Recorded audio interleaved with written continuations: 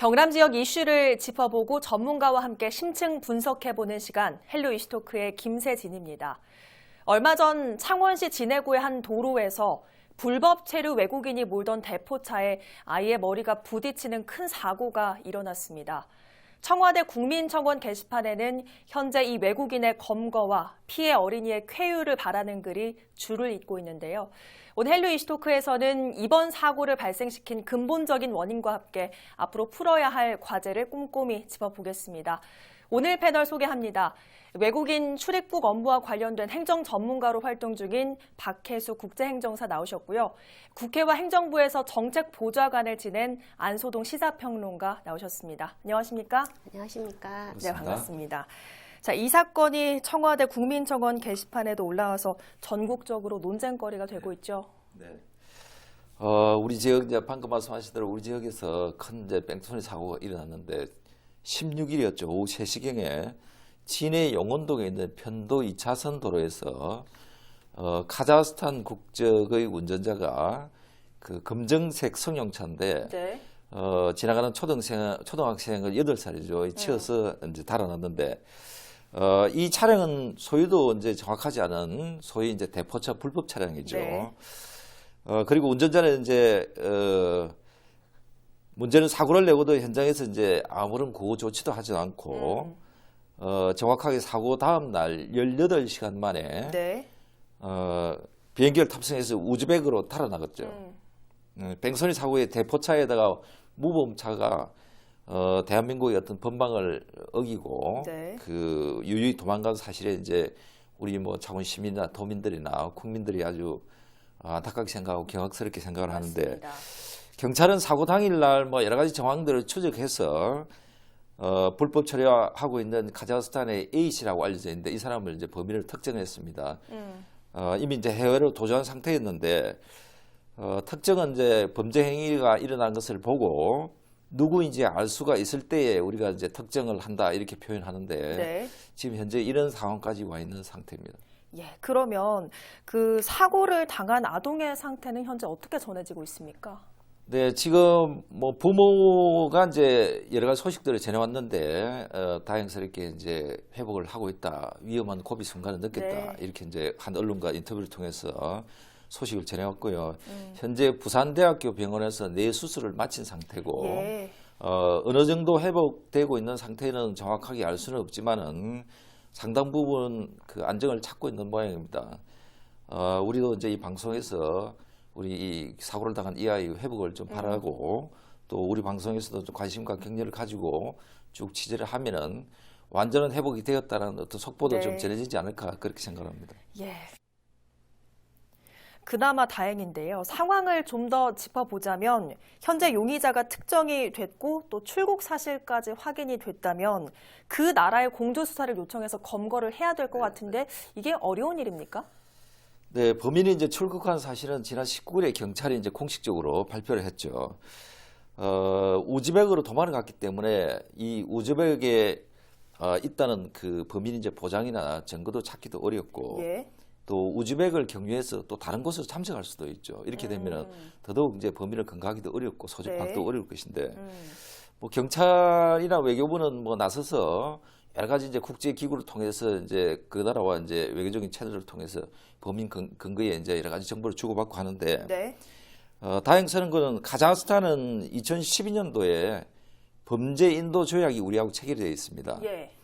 그런데 이제 그 당사국에서는 자기 나라의 사람을 보호해야 되는 그런 위치에 있기 때문에 자기 나라 사람들을 굳이 우리나라 그 국내에서 수사하는 것처럼 찾아서 우리한테 협조를 하기는 상당히 어려울 것이고 네. 그리고 범죄 인도 조약이라는 것은 최소 1년 이상의 자유형 이상의 중형을 이미 선고받았을 때 이게 가능합니다. 그래서 이제 여러 가지 어려운 점이 좀 있고 우리가 정유라 사건에서 이제 이미 잘 알려진 내용입니다만은 긴급 인도 구속 제도라는 게 있습니다. 물론 이제 정유라 씨하고는 좀 상황이 틀리지만은 네. 여기에 상응하는 정부의 어떤 강력한 조치가 좀 카자흐스탄 나라에 할 필요가 있다. 저는 그렇게 생각합니다. 예. 오늘 나와주신 박혜숙 행정가께서는 외국인 출입국 관련 일을 하고 계신데 이번 사건 전문가 입장에서는 어떻게 보셨습니까? 네. 먼저 사고를 당한 아이의 회복을 진심으로 바라고 또 그 부모님과 가족들에게 진심 어린 위로를 드립니다. 예. 그리고 대부분의 외국인 근로자들은 우리나라 아시는 것처럼 제조업, 농어촌 등 힘든 현장에서 많이 일을 하고 계십니다. 네. 하지만 일부 외국인들이 불법 체류를 하고 있는 것도 사실이고요. 또 이번 경우처럼 뭐 사고를 당하고 특히 우리나라 어린이가 뺑소니를 당하고 생사를 알 수 없는 지경에 이르게까지 돼서 참 다 같이 우리 마음이 아프고요. 네. 예, 이런 범죄를 저지른 외국인은 불법에 대한 응당한 대가를 꼭 처분을 받기를 바랍니다. 예. 자, 앞서 안소동 평론가께서 아무래도 용의자 검거에 좀 어려움이 있을 것이란 분석을 해주셨는데 이번처럼 불법 체류자가 어떤 사건의 용의자로 지목이 됐는데 이미 출국을 했을 경우에는 실제로 검거가 좀 어렵습니까? 어떻습니까? 네, 우리나라에 있을 때는 우리나라 치안 법규나 그 행정력이 미치겠지만 아무래도 출국을 하고 나면 그 나라의 도움이 없이는 일이 힘들 수밖에 없는데요. 네. 카자흐스탄은 아까 말씀하신 것처럼 30일짜리 무비자 입국이 가능하도록 우리나라 사증 면제 협정이 체결된 나라입니다. 네. 그리고 A씨가 검거되더라도 실제 소환까지는 상당한 시일이 걸릴 수밖에 없는 게 사실이고, 예. 우리나라 이 국민적인 같은 많은 호응을 얻고 있는 범죄이기 때문에 법무부도 카자흐스탄 정부의 범죄 인도 협력에 따른 긴급 인도 구속 청구를 하는 등 국내 송환을 신속하게 하도록 많은 노력을 하고 있는 상황입니다. 예. 자, 이렇게 되면 이번 사건의 근본적 문제를 들여다볼 필요가 있는데 결과적으로 불법 체류자 이 출입국 관리가 전혀 안 되고 있다는 사실이 드러난 것 같거든요. 어떻게 네네. 보십니까? 최근에는 이제 정보통신이나 또 각 나라 간에 이제 무비자 그 입국 출국을 이제 허용하는 그런 경우가 많죠. 거의 대부분의 나라가 이제 이런 제도를 시행을 하고 있는데 이러다 보니까 자연스럽게 이제 외국 여행도 많아지고 또 그 가운데 외국 여행객 중에서는 이제 불법 체류도 상대적으로 이제 늘어나고 네. 있죠. 법무부가 이제 그 매월 그 통계를 내고 있는데 올해 6월 달에 그 법무부에서 우리나라에 체류하고 있는 불법 체류자가 이것도 추산입니다. 정확하게 이제 파악이 안 되는데 약 36만 명으로 추정을 하고 있는데 네. 이게 2016년도에는 20만 명 정도였습니다. 예. 불과 이제 3년 사이에 16만 명이나 엄청나게 늘어나고 있는데 실제 아마 그 불법 체류자가 추정하고 있는 숫자는 저는 이거보다 상당히 많을 걸로 예. 그렇게 보고 정확하게 숫자가 얼마인지는 파악하기도 어렵고 또 우리가 추정하기도 어렵겠죠. 창원시에 이제 등록돼 있는 이거는 이제 합법적인 외국인입니다. 그 등록돼 있는 외국인은 2017년도 말 기준으로 19,000명이 남는데 네. 이번에 사고가 난 진해 지역도 약 3,300명 정도입니다. 이 숫자는 이제 등록된 숫자이기 때문에 불법 체류를 하고 있는 외국인까지 포함하면은 상당히 이보다 저는 몇 배가 많을 것으로 보고 범죄자 불법 체류자가 아무런 제재 없이 우리나라의 그 관문을 통과한다. 네. 이런 상황에서 제도적인 보완이 필요하다는 게 우리 아마 국민적인 그런 공감인데 불법 체류자가 신고만 하면 현재 5시간 후면은 출국을 할 수 있습니다. 이게 네. 이제 자진 출국 제도인데 원래 이 자진 출국 제도를 우리가 법무부에서 만들 때는 불법 체류자를 그 막기 위해서 이 제도를 네. 만들었는데 오히려 이게 악용이 되고 있습니다. 그러니까 기소 중지 여부라든지 이것만 확인하면은 불법 체류자가 자진 신고만 하면은 네. 5시간 후에 출국을 할 수 있죠. 예. 그리고 그때에 이미 이 뺑소니 운전자가 기소 중지가 아직 안 돼 있죠. 그렇기 때문에 이 사람이 유유히 이제 빠져나갈 수가 있죠. 그러니까 네. 여기에서 단수정을 붙이는 거는 3년 이내에 다시 입국을 하지 않겠다는 이런 서약만 하면은 예. 출국을 시켜줍니다. 어. 이런 제도가 이제 구멍이 허점이 많이 있는데 그래서 2016년도부터 경찰청에서도 이런 문제를 가지고 법무부에 상당히 이 제도 개선을 요청했죠. 네. 사전 신고제. 그러니까 불법 체류자가 외국으로 출국을 할 때는 사전에 신고해서 그 기간 안에 상당 기간을 두고 심사를 할 수 있는 시간을 가져야 됩니다. 네. 이 방법을 취하지 않으면 불법 체류자는 마음대로 우리나라 국경을 왔다 갔다 한다는 거죠. 그래서 이런 시스템을 빨리 저는 제도적인 보완을 가져야 된다 그렇게 생각합니다. 예, 이번 사건으로 인해서 제도적 허점이 정말 많이 드러났는데 그러면 실제로 외국인이 우리나라에 입국했다가 체류하고 출국하는 과정 어떻게 이루어집니까? 네, 입국과 출국을 비교해 보면 입국이 훨씬 더 복잡한 과정을 거치게 되는데요. 네. 특정인, 이게 어떤 사람을 특정해서 초청을 해달라고 하는 거는 뭐 직계 가족, 그다음 부모님 이렇게 친지 외에는 아주 특별한 경우 외에는 예외적으로 비자가 나오고 있고요. 네. 다만 우리 주변에서 많이 보는 외국인 근로자, 그분들은 우리나라 고용노동부와 상대국 정부를 통해서 고용자가 3배수 이상으로 알선을 받아서 그 외국인 중에서 적격자를 선택하게 되어 있습니다. 네. 그리고 또 이 경우에도 사업주는 내국인 고용 기회를 보호해야 되기 때문에 내국인 구인 노력을 해야만 하고 그 모든 절차를 거치면 고용노동부에서 고용 허가서를 발급받습니다. 네. 이 모든 서류 심사를 거친 외국인은 비전문 취업, 그래서 뭐 비자는 인하인 사정을 받아서 국내에 입국하게 되어 있습니다. 네. 네. 그리고 출국 과정은 입국 과정보다는 조금 단순한데요. 네, 오늘 출국 과정에 많이 나오고 있는데요.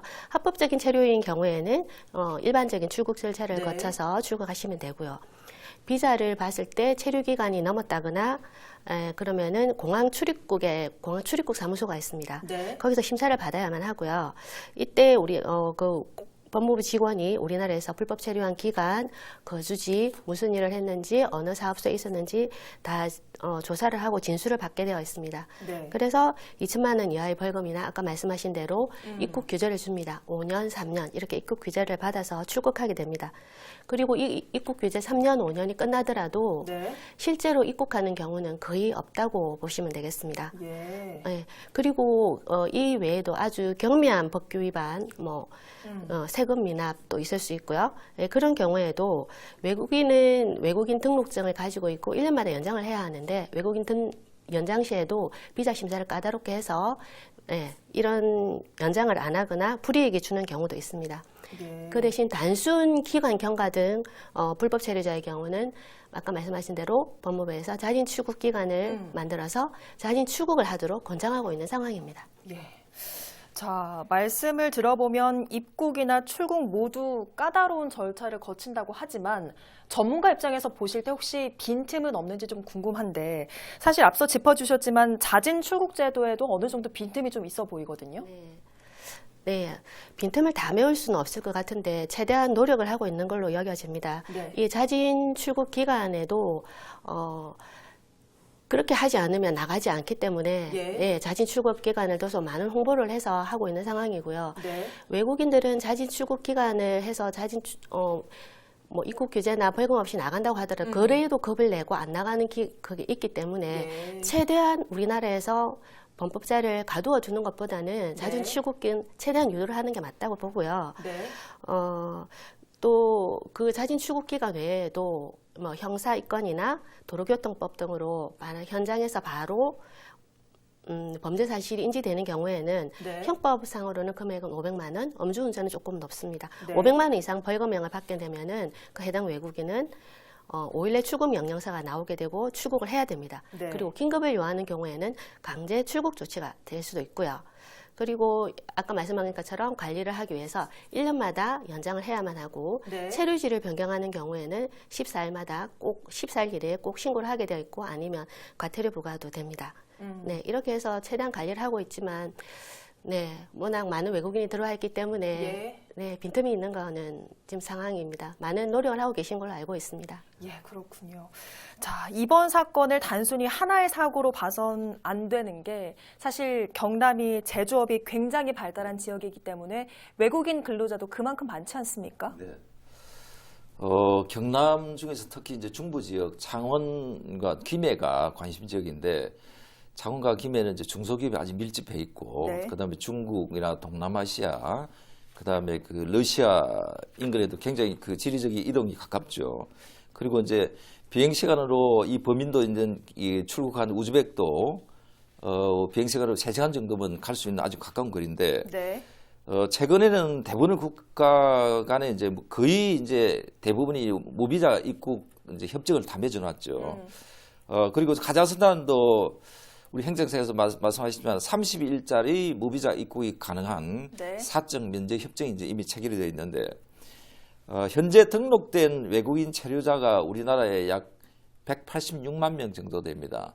전라북도 인구보다도 조금 많은데 이 중에서 경남이 약 9만 1,000명 정도죠. 그리고 창원이 이제 약 19,460명 정도. 그러니까 경남의 전체 한 21%를 창원이 이제 그 외국인 체류자 지역인데 외국인 문제는 우리보다도 더 경제력이나 그 국가가 발달한 나라에서도 이 문제를 굉장히 골칫거리 내지는 국가의 중요한 어젠다로 이제 그렇게 삼고 있고 네.